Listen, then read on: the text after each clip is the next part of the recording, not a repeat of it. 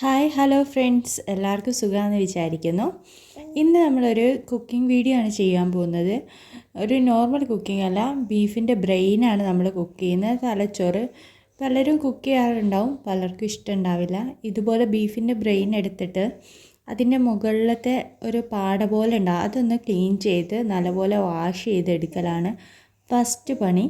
വളരെ സിമ്പിളായിട്ട് ഇത് നമുക്ക് കുക്ക് ചെയ്തെടുക്കാവുന്നതാണ്. ഒരു മുട്ട വറക്കുന്ന അത്രേ പണിയുള്ളൂ. ഒരു പാനിൽ വെളുത്തുള്ളി, ഇഞ്ചി പേസ്റ്റ്, അതേപോലെ കറിവേപ്പിലയൊക്കെ ഇട്ട് അതിൻ്റെ മുകളിലേക്ക് നമ്മൾ വൃത്തിയാക്കി ക്ലീൻ ചെയ്ത് വെച്ചിരിക്കുന്ന ഈ ബ്രെയിനോട് ഇട്ട് കൊടുക്കുകയാണ് ചെയ്യുന്നത്. എന്നിട്ട് അതിലേക്ക് ആവശ്യമുണ്ടെങ്കിൽ 2 എഗ്ഗ് ഒന്ന് പൊട്ടിച്ചൊഴിച്ച് കൊടുക്കുക. ഇനി അത് ചെയ്തിട്ടില്ലെങ്കിലും കുഴപ്പമൊന്നുമില്ല കേട്ടോ. ഞാനിവിടെ 2 എഗ്ഗ് പൊട്ടിച്ചൊഴിച്ച് കൊടുത്തിട്ടുണ്ട്. എന്നിട്ട് അതിലേക്ക് ആവശ്യത്തിനുള്ള സാൾട്ട് ഇട്ട് കൊടുക്കുക.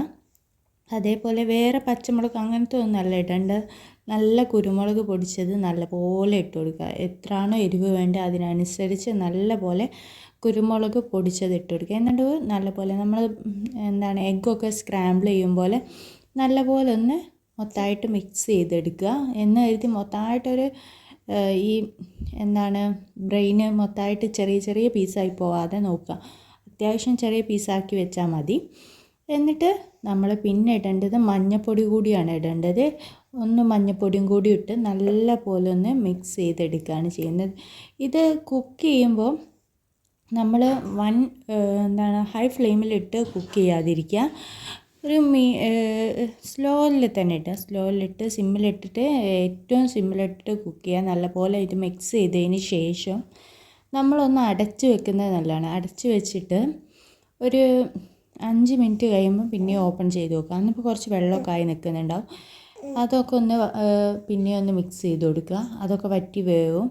വറ്റിയാലും പിന്നെയും ഒരു 5 മിനിറ്റ് വെച്ച് ഒരു 15 മിനിറ്റ് നമ്മൾ കുക്ക് ചെയ്തെടുക്കണം. നല്ല പോലെ ഡ്രൈ ആയി, എന്നാലും ഉള്ളിൽ നമ്മൾ കടിച്ച് തിന്നുമ്പം ടേസ്റ്റ് വരിക എന്ന് വെച്ചാൽ ഈ മീൻമുട്ടയൊക്കെ കഴിക്കുന്ന ടേസ്റ്റ് അല്ലെങ്കിൽ എഗ്ഗിൻ്റെ ടേസ്റ്റ് അതൊക്കെയാണ് വരിക. അടിപൊളിയാണെന്ന് ട്രൈ ചെയ്ത് നോക്കുക.